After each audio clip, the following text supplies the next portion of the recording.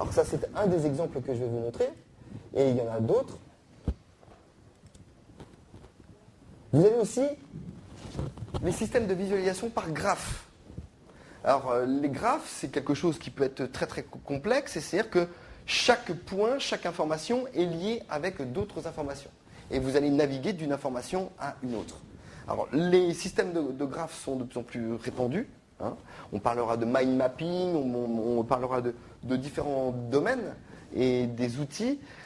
Ce que je peux en dire a priori, c'est qu'un graphe n'a pas la capacité pour donner aux gens une prise de décision rapide et efficace. Elle a la vertu de donner un système de visualisation, mais elle n'a pas forcément la capacité de donner aux gens la capacité de prendre des décisions.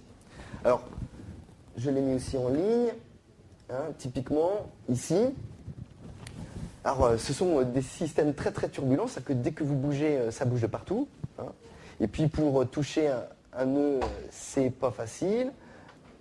Et si vous l'avez, vous le chopez. Voilà. Et donc ici, vous avez à peu près de quoi ça parle. Et puis ici, vous pouvez jouer sur différents paramètres qui vont vous dire où vous vous situez dans le graphe. Donc ça, ce sont des systèmes de visualisation qui apparaissent de plus en plus. Par contre, ils ont la problématique, si le graphe devient très compliqué, eh bien, ça devient presque illisible.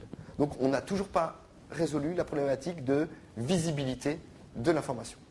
Donc je vous ai parlé donc des matrices, carte de Cohen, là je vous parle de graphes, et ce sur quoi nous on travaille essentiellement, ah oui, avant il y avait celui-ci, je m'excuse, alors celui-ci on a du mal un petit peu à l'avoir en ligne, là, il faut avoir un très très haut débit, mais je vous invite à aller le voir, c'est Tianamo. Et Tianamo, typiquement, vous posez une question, Nior Stallman, donc là j'ai fait une photo, et ce sont des pyramides qui vont vous dire, voilà, je pose cette question-là sur Internet, et qu'est-ce qui se dit autour? Et en termes, et ça vous donne donc des petites montagnes. Donc on sait que Facebook en parle, MyDataball en parle. On va pouvoir retrouver différentes informations qui vont compléter l'information que nous recherchons, c'est Nior Stallman. Et donc c'est des systèmes de visualisation qu'on appellera des densités de probabilité. Alors ils ont le mérite d'exister. Par contre, on ne sait pas encore s'ils apportent vraiment une capacité pour la prise de décision. Donc ce sont des alternatives. Bien sûr, je vous enjoins à aller jouer avec tous ces outils parce que parfois, sur des problématiques bien définies, ils peuvent apporter beaucoup de solutions. Alors nous, notre sujet, c'est les arborescences. Hein, matrice Cohen, on a parlé des graphes, on a parlé des densités de probabilité. Nous, on dit que les arborescences, elles ont des pouvoirs d'extraction d'informations et d'interprétation d'informations que les autres outils n'ont pas. Donc on milite beaucoup pour la mise en place de structures arborescentes pour visualiser des informations. Alors, il en existe pas mal sur le marché. Hein. Alors, ça c'est Affiti. Hein. Alors, l'image, elle n'est pas très belle. Donc, en fait, vous faites une recherche, et puis l'arbre grandit. Et quand vous faites une recherche, eh bien, vous avez différents mots qui peuvent apparaître. Donc là, c'est pareil, ces arborescences-là vous permettent de visualiser, par rapport à une recherche, d'autres domaines qui vont parler de la recherche que vous faites. Donc là, vous étendez votre recherche. Il existe des systèmes de visualisation, donc ça, c'est les systèmes de visualisation classiques, matriciels, on va dire, mais il y a des gens qui réfléchissent. Hein. Est-ce qu'il ne faudrait pas... Ça, c'est la même matrice qu'avant, mais là, par contre, on va pouvoir déceler des formes et dire, tiens, sur cette forme-là, j'ai plus de potentiel que dans une autre forme. Donc, je vais diriger ma recherche et je vais diriger ma prise de décision.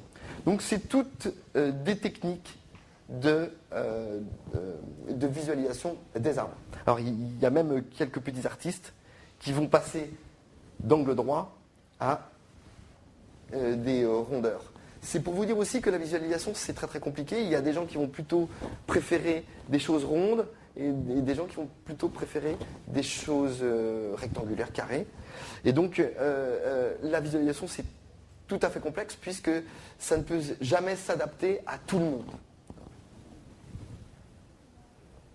Alors, il y en a d'autres qui existent. Celui-ci, c'est pour la visualisation des réseaux sociaux. Vous avez une personne au centre et puis on va voir qui parle beaucoup de cette personne au centre et vous allez pouvoir prospecter différentes personnes. Donc, ce sont des structures par arbre pour aller visiter des réseaux sociaux. Vous avez ensuite des outils, alors ça c'est mon petit préféré, il s'appelle Grooker. Alors par contre maintenant pour aller le voir sur internet c'est un petit peu plus compliqué puisqu'ils cachent un petit peu leur travail. Mais typiquement, là vous avez un cercle et j'ai posé une question Visual Search. Et dans Visual Search, il me trouve des sous-cercles qui vont regrouper Search Engine, Search Tool, More, Visualization Tool. Et donc de séparer le concept de recherche en différents sous-concepts. Et à l'intérieur de chaque concept, vous aurez d'autres concepts. Et ici, vous allez avoir donc des encapsulations de concepts. Et ça, c'est tout à fait une structure d'arbre. C'est la même chose. Donc ce que l'on peut voir, c'est les objets circulaires et les objets à profondeur d'arbre sont les outils qui sont en train d'arriver de plus en plus sur le marché pour visualiser des grosses masses d'informations. Donc voilà.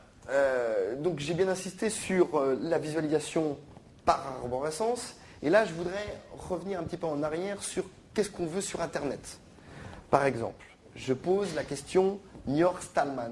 Et sur Niort-Stallman, je vais sur Google et j'ai une liste qui va me donner tout ce qui se dit sur Niort-Stallman. Et puis, je vais avoir, Google va me donner des mesures de score de tous les résultats sur Niort-Stallman. Est-ce que c'est pertinent ou pas? Et donc, ils ont ce fameux secret du PageRank. Donc, c'est un calcul mathématique qui va dire si c'est pertinent par rapport à une recherche.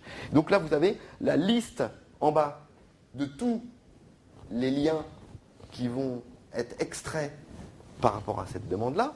Et là, vous avez un score de pertinence. Et plus vous allez loin, plus le score de pertinence baisse. Okay.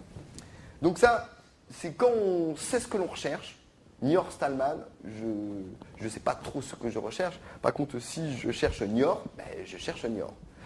Donc, par contre, lorsque les recherches sont un peu confuses, lorsqu'on ne sait pas trop ce que l'on recherche, est-ce que c'est suffisant d'avoir un Google? Nous, ce que nous pensons, c'est que ce n'est pas du tout suffisant. Et typiquement, ici, considérons que c'est la page 1, la page 2, la page 3, la page 4, la page 5. Donc c'est Google qui, de manière arbitraire, va nous couper nos pages en fonction de son score. Et son score, est-ce qu'il est complètement objectif? On ne sait pas. Et en tout cas, on ne sait plus. Eh bien, c'est peut-être toutes ces questions que je me pose. Niort-Stallman, mais on parle. Je voudrais aussi en savoir un peu plus sur le logiciel libre. Il y a le SPN, le réseau du numérique. Je voudrais aussi, tiens, il paraîtrait que Richard Stallman fait une tournée européenne. Pourquoi Niort?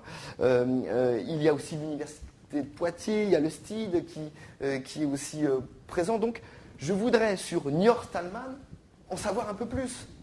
Et si je dois lire Google, je vais devoir lire un nombre de pages très important. Donc, je vais prendre du temps. Okay. Alors, de manière provocateur, c'est les arborescences ou la liberté de trouver. C'est-à-dire qu'on considère que le système de liste n'est plus du tout suffisant. Donc, le système de visualisation de liste par liste n'est plus du tout suffisant. Alors, Google, Niort-Stallman, voilà, j'ai ça. Voilà, donc ville de Niort, Richard Stallman, Richard est à Niort, voilà. Et puis je peux lire effectivement quelques informations, mais bon, voilà, les universités, qu'est-ce qui se dit? Bon, ah tiens, c'est la clameur, ok, d'accord, ok, bon. Et est-ce que en un seul coup d'œil, je peux me représenter ce que c'est que Niort-Stallman? Je peux dire que non, ce n'est pas suffisant. Alors, il existe des alternatives sur le net.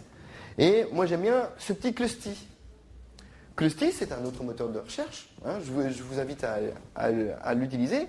Vous posez la même question, Niort Stallman, et là, vous allez avoir un ensemble de mots sémantiques qui vont ressortir.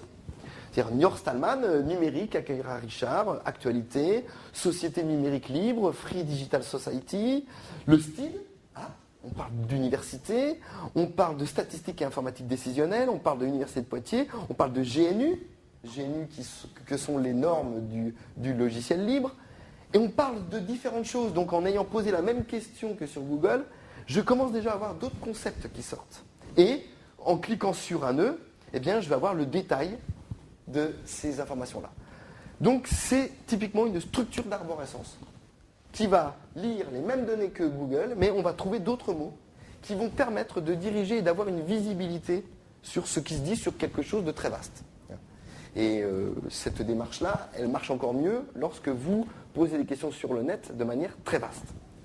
Alors nous, ce que l'on propose, c'est effectivement une alternative. Donc là, c'est typiquement notre outil, MyDataBall, parce que la structure d'arbre présentée comme Clusty, eh bien, c'est encore une structure d'arbre, mais en liste. Nous, ce que nous préconisons, c'est des structures d'arbres sur des sphères, parce que ça met à égalité tous les concepts qui ont été extraits. Donc vous pouvez voir notre stand en bas, vous pourrez manipuler MyDataBall, et là, en posant la question Niort Stallman, eh ben, je vois apparaître différentes informations qui me disent en un clin d'œil, globalement, Niort Stallman, qu'est-ce que c'est? Eh ben, c'est le 19 mars.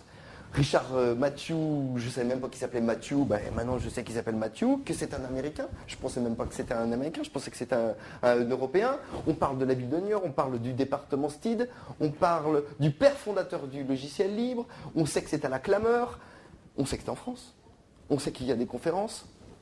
Et déjà, en un clin d'œil, vous pouvez accéder par des systèmes de visualisation, accéder à des mots-clés sémantiques qui vont réduire la masse d'informations et vous apporter de l'information pertinente. C'est tout l'objet de la visualisation, c'est réduire l'univers des possibles de l'information pour que l'homme puisse l'interpréter très rapidement. Donc, la chose qui est fondamentale, il faut le savoir, c'est que le champ de la visualisation est énorme. Beaucoup de gens travaillent de plus en plus sur ces chantiers-là. Vous avez l'université de Poitiers, vous avez aussi l'université d'Angers, vous avez à Paris, vous avez l'INRIA, le CNRS, où tous ces organismes-là travaillent sur la data visualisation, qui est devenue un enjeu majeur.